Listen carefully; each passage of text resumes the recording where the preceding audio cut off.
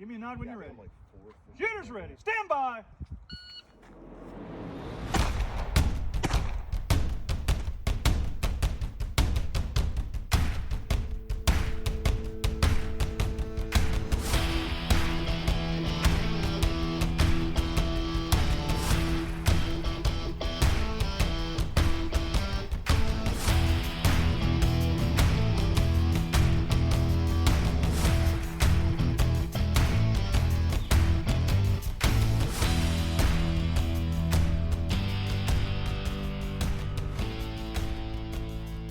Hello everyone, this is GySgt Matt Gundlach. I'm here today on the 3GIQ podcast, joined with Master Sergeant Nick Capko.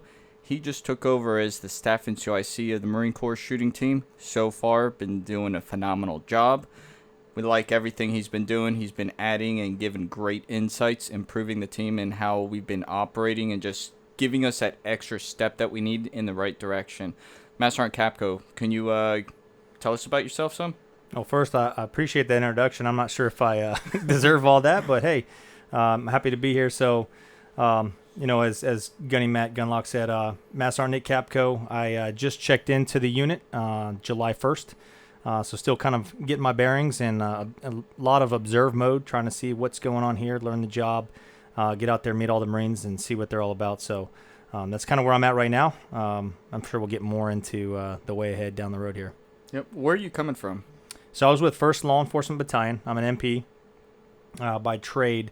And while I was out at 1st Law Enforcement Battalion, we were actually deactivated. So the Commandant had a kind of a new direction he wants to go. So a couple units were deactivated.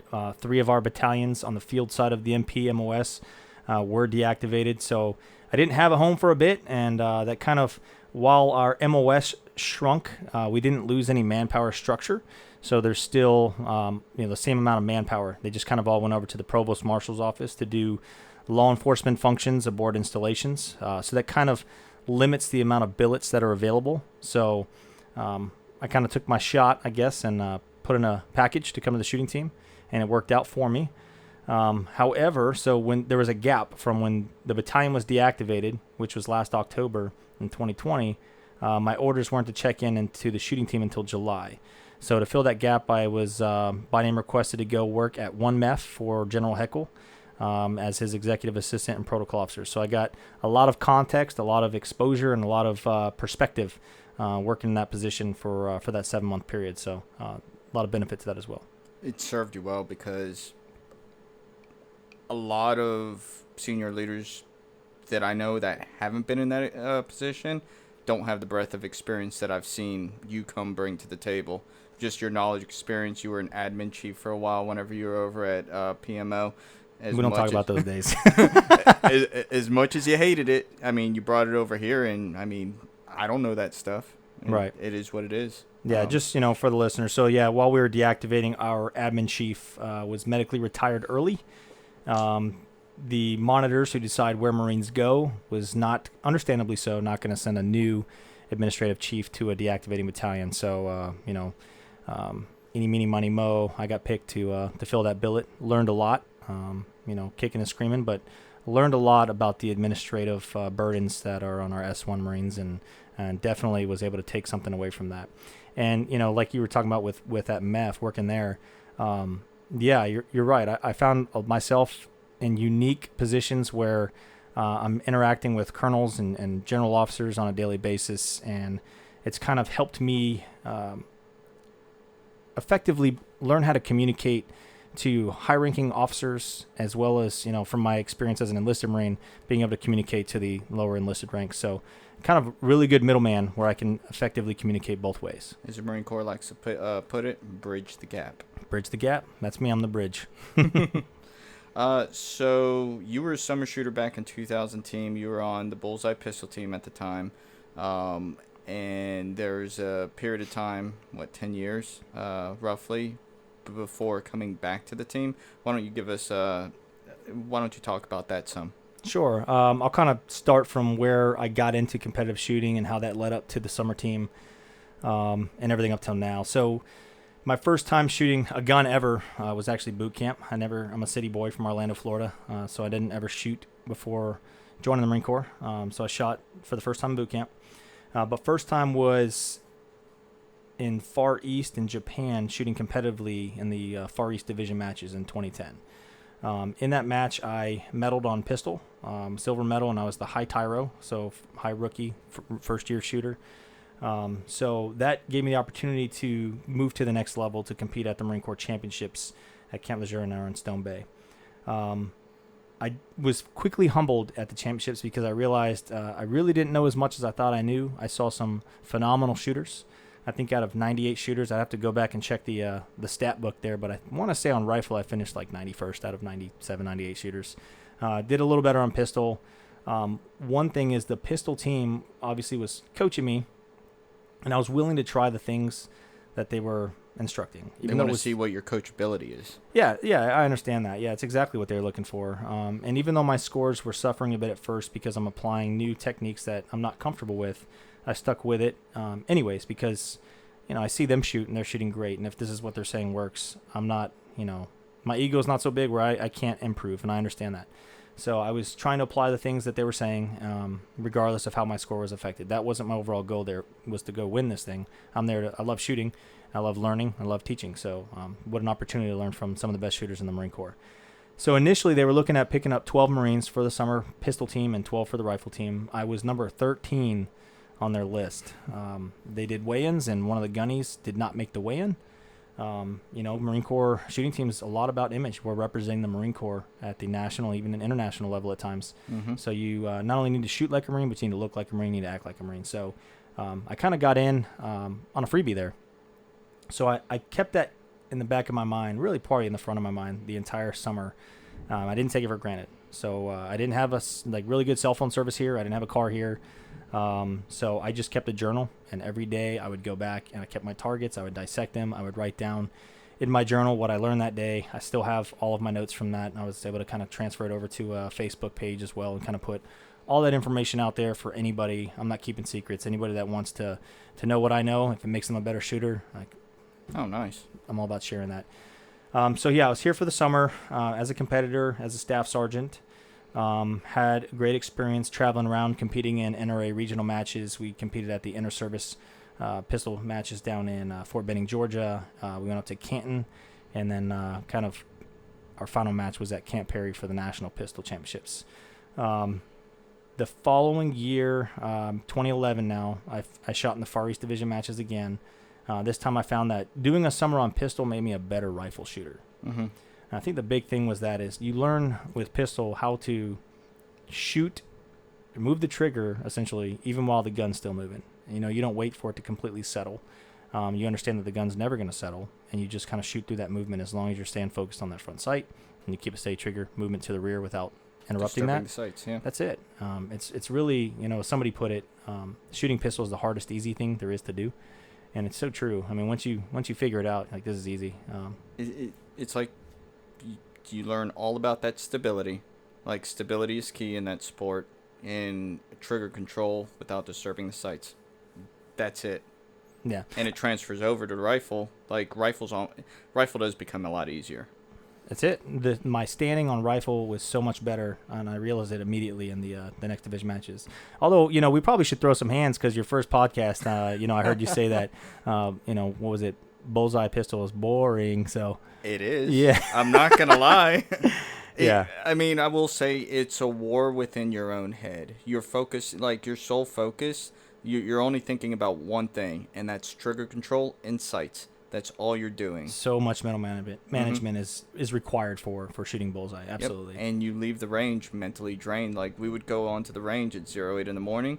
We would leave at 1600. I'd get home and I'd be like, I don't want to do a damn thing. It's right. Like, I'm done. And it just helps overall your overall mental management. Whenever you take it to a different discipline, you're able to do things so much more effectively because you've built that endurance up. That's right. I agree 100%. Rifle, I actually was surprised myself and medaled, gold medal on rifle at division in 2011. I don't consider myself a rifle shooter. Now, that gets confusing to a lot of people I talk to. Because every Marine a rifleman. Right. And when I'm saying a rifle shooter, I can shoot the rifle. I can shoot the rifle, better than the average Marine, and I can contribute a lot to making Marines better on rifle. When I consider a rifle shooter somebody who's mastered that weapon, somebody that can hit the scoring disc over and over and over again on their feet from 200 yards, like that's one who can, talk about rifle the way that I can talk about pistol. And that's really why I don't consider myself a rifle shooter, because I don't want to step on their toes or take anything away from them. So that's kind of distinguishing there. So after division matches out in Far East, I went to championships again, and man, we cleaned house. So all the team matches, we won the team matches. I went distinguished at that match on pistol. I did not come back for another summer. The opportunity wasn't there for me at that time. I went on embassy duty to go guard embassies. I was in Chengdu, China, followed by Paris, France. Awesome program. And so there I had the opportunity to do a lot of combat action shooting. I started getting into different ways than just shooting paper, standing still, trying to shoot as accurately as possible. How fast can I shoot? Can I fire targets while I'm applying a tourniquet on my left leg? Just trying to really push myself and see how far I can go. So when I got back to Quantico after embassy duty, I started getting into some USPSA shooting. I shot one 3-gun match, so not a lot of 3-gun experience, and I know we'll talk more about that in a bit. But I'm excited about it, and I just love shooting. Now, going back to the summer season, there was interest in trying to become a part of the permanent team. Who wouldn't? I mean, this is one of the best jobs you can have in the Marine Corps and life. Kept secret, which we're trying to eliminate. That's right. So getting paid to shoot guns and master your craft and give back to the Marine Corps and making Marines more lethal. So that's the big message that you've been alluding to on every podcast so far, is it's all about making Marines more lethal. And that's kind of how we do it. We send Marines here for a summer. They get trained up for a few months. They go back and they make their units better. And I've been able to do that at every battalion I've been to since that summer to make Marines more lethal. Well, it's like we have a mutual friend, Caleb Dean, now warrant officer. He was a summer shooter, in 2015? I don't remember his exact dates.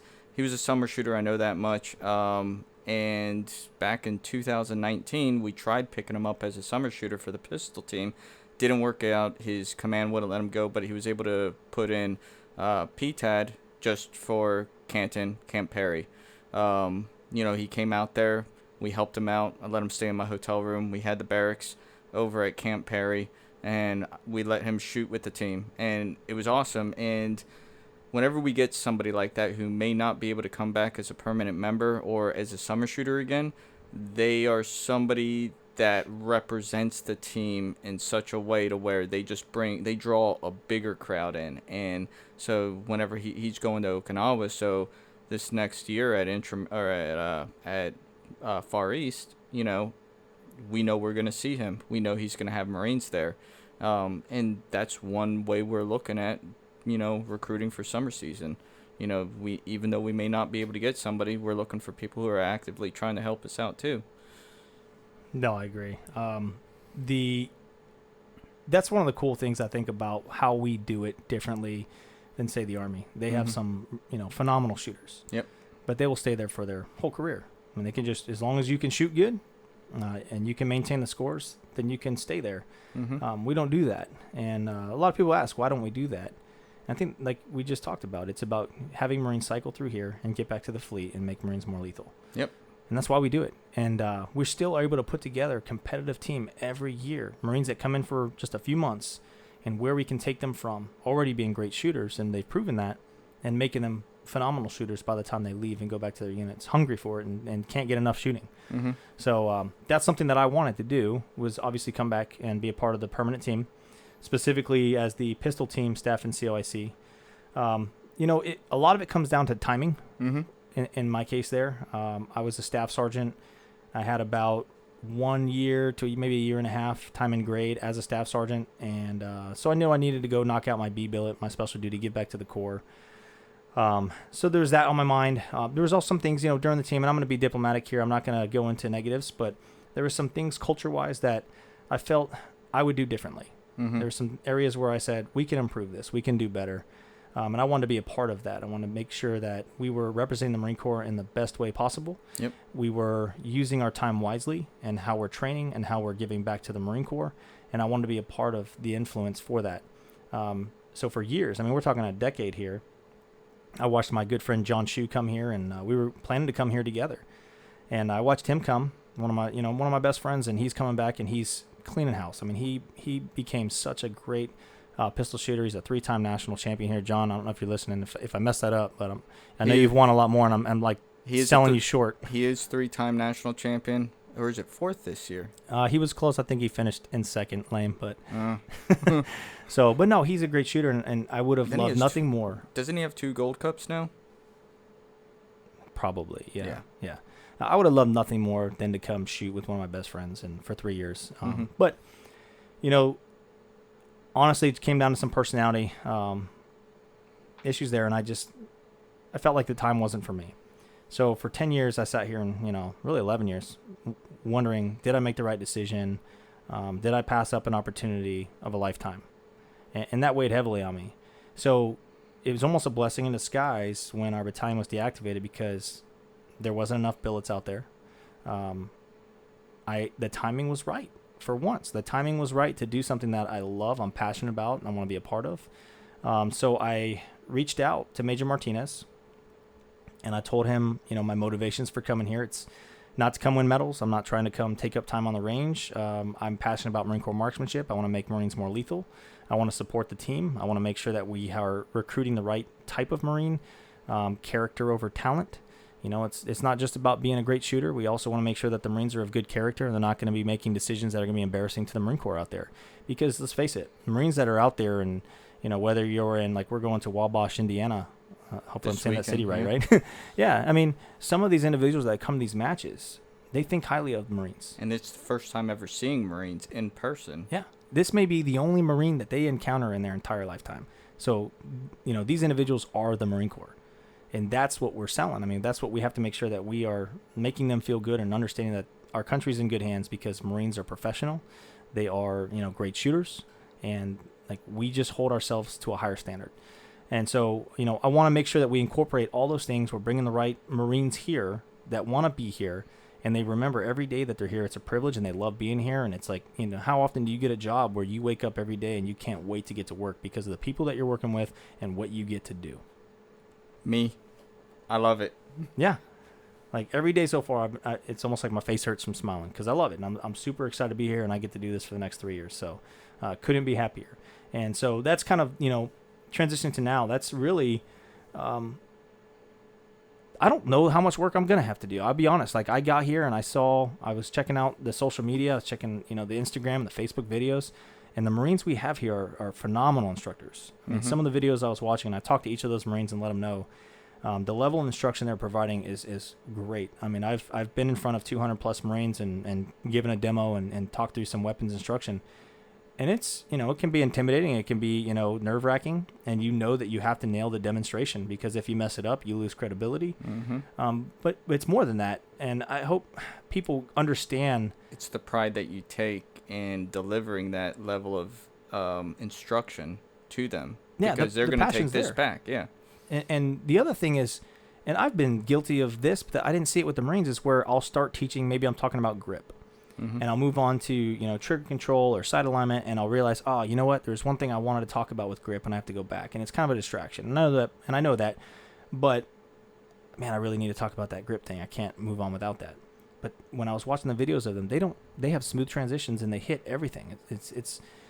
They know what they're doing, and they know what they're talking about. And I'm super happy to be a part of a unit where it's not just me giving the knowledge. I get to receive knowledge again. I get to learn from the Marines that are here. That's something I think everybody wants at some point. It's all about being humble too, though. Which you're a great example. Anytime you get in front of one of these Marines, they're always teaching you something new, and it takes a special kind of person to want to be able to receive that type of information as well. I've been to matches where there's other military guys out there, and they think they're like, oh, I'm in the military, I'm the next best thing there is. They flop. They never show up again. It's, I've said this before. It's all about being able to humble yourself down to where you can receive that type of instruction again. And even the Marines here under us, they know that they're not done learning, and they continue to try and learn new things. I think Sergeant Glomba, he was telling me last week, whenever they were out at Camp Pendleton and there were some recon guys there, those individuals came up to him and said, hey, we do things like this because of this. Well, then he started incorporating that into his instruction. That way he can get that information out to other units based off of what another unit uses, and it's something that works, and it's something that allows you to just make each other more lethal, as we've said before. Right.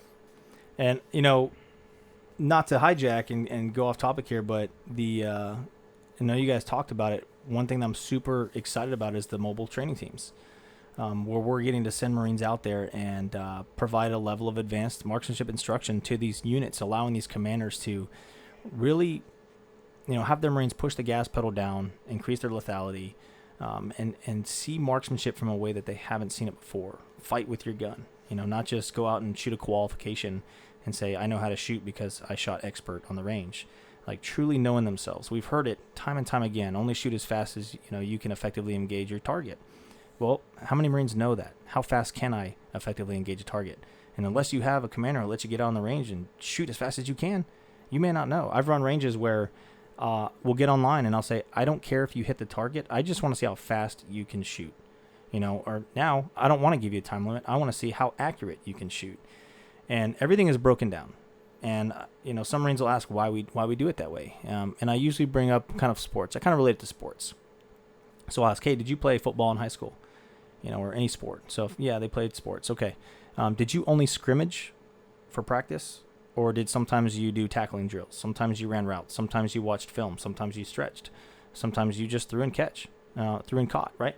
Those all are, isolated activities that make you a better football player, or name the sport, right? So when we break down shooting in that same manner, it's all designed to make you a better gunfighter. Mm-hmm. Agreed. So you talked about Indiana this weekend. You said you shot 1 3-gun match. Was it a Remember the Brave or something like that? It was. And I almost, I only say that just to say I've, You've done it. I've done it. I almost don't even... the shotgun portion of that was very small. It was almost just a 2-gun, match enhanced with a shotgun stage. They had enough rounds in there just to pull the trigger on the targets that were present. No reloads. Right. So I have some shotgun experience as an MP. We shoot the Benelli 1014, and then on embassy duty as well, we shot the Remington 870. So a little experience shooting, different style of shooting. So, quad loading is new to me. Running from finding targets in a jungle, or in the woodline. That's something that's different for me. And I know that, there's a lot for me to learn as the shooting team has evolved over the last decade. Mm-hmm. I recognize that I'm not here to go back in time and try to take things back the way they were, but I need to modernize myself and adapt to what has changed over the years, which is great because I get to, increase my skills as a marksman as well. So, there's the footwork I've got to learn. There's different ways we grip the weapons that from, if I was doing bullseye shooting. So that's all stuff that I've already been picking up from the Marines that are here. I haven't had as much training or, prep time as I'd like to go into this match, but ultimately I'm going there to have a good time and really see the Marines in action. And that's what I'm excited for. I just got to go up to Camp Perry, Ohio and see the rifle team up there for the National Rifle Championships. And now I'm getting the opportunity to come out and see the action shooting team and see how great they are instead of being on videos. Get to see what they do, and then I'll find time for the pistol team as well. So with the training that you have had, what have you been able to take away? What's been different? We shot a jungle run yesterday that we set up near 305. What takeaways have you gotten from them? Okay, so I definitely have points for all of those. So for the jungle run specifically, it's obviously a lot of stage planning, and that's stuff where I need to kind of learn how to break a stage down. Where is a good time to reload? As far as I had some issues with my aiming as well, just staying down on the gun. So I'm gonna really focus small. I'm not gonna try to think about a whole lot. There's just a couple of points that are fundamentally necessary that I'm gonna kind of hone in my focus, and I'm gonna say, hey, when I'm shooting the shotgun, I'm gonna stay down on it, making sure that I'm staying nice and tight. I've been working on my quad loads. Thanks for letting me borrow that shotgun to kind of work on that. I think I was up till midnight just working that through, and I'm happy with where I'm at with loading, and I know it's going to save some time. For pistol, honestly, it's a big difference as far as grip. I mean, I went from when I would grip the pistol, it's a lot of front to back pressure on my firing hand only, and my support hand is simply that, support. There was never really a lot of grip pressure coming from my support hand. Everything was on my firing hand, front to back pressure, and smooth through the trigger. But there's negatives to that. I know that I have a lot more recoil that I have to manage than if I was to adjust my grip. So I had great input from the Marines out there today on kind of working with me on that, and hey, it's different. We gotta stronger with the support hand than the your firing hand, and I tried those things out, and it was definitely working. Stuff I need to continue to work on in practice. Working on the draw with the M17. I've done most of my shooting with the Beretta over the years, so I'm familiar with the Beretta. You get Beretta in my hands, and my draw is great, and we throw this in different holsters. So those are all small things that I can work on in my time, and just repetition is really what it comes down to. With the rifle, is this the first time really using a variable power optic or anything like that? No, I mean, I've got a little experience shooting some PRS, and I was shooting the M110 SAS out at Camp Pendleton. I've probably shot about 5 matches. Basically, we had the M110s in our armory. MPs, we do, we have the Special Reaction Team. It's basically the SWAT team for the Marine Corps. So we do have some Marines that are basically designated marksmen. They go through a course where they learn how to fire these sniper rifles. So we had them. We weren't really using them, I think, to the best of our availability. So we were able to coordinate with the snipers from the 1st and 5th Marine Regiment. We were able to get some of the Marines through an urban sniper school. And then just networking with them. They're a bunch of great dudes. And we'd go out on the 1 week in a month. And basically Saturday would be like a clinic day. And then Sunday we'd shoot a match. So a little bit, just enough to know that I don't know anything. I'll say that. Always something to learn. Always something to learn. Well, that's going to kind of wrap everything up. But is there anything you want to leave anybody with? I listened to Stats Aren't Go Kings the other day. That's going to be tough to top that closing. I would just say, if you are interested in getting into shooting, even if you've got experience shooting, but you're intimidated by going to a competition, and you just are worried like what people are going to think, or they expect you to be a Marine, or you're out there shooting, they expect to see something special. Don't let that be something that holds you back from getting out there. And that's the only way you're going to move forward, is just putting yourself out there. Each time you go, you're going to learn something. You kind of just add it all up, and over a year, you're going to see how far you've come. And a year from now, you'll wish you started today. So, don't hold back. Get out there and just, next time you have an opportunity, don't give yourself a reason why not. Just go with the why to do it. And kind of add on to that, we've for those who are interested in coming to the Marine Corps shooting team, whether permanently, summer, out to a MSgt, everyone we've interviewed, they've had a relatively different way of coming to the team. We had Go King. He was off of Instagram. You had me. I just met the team at a match. We talked about Staff Sergeant Raider. He met the team at a match. So everybody has kind of gotten here a different way, so there's really not a traditional way of coming to the team anymore. The most preferred method, if your unit can sacrifice the time, is coming out to a Marine Corps marksmanship competition, because that's the best way for us to see you, get to know you, and just kind of evaluate your overall experience level and see if you have that good character that we're looking for. So utilize that time, get out there, shoot, go to a MSgt, and if you want to come here, put in a package. Reach out to us. We'll put our email addresses down in the information. We have a Facebook page. We have an Instagram page. We're always checking messages. We're always answering questions. So if this is something you're interested in, let us know. Other than that, that's all I really have.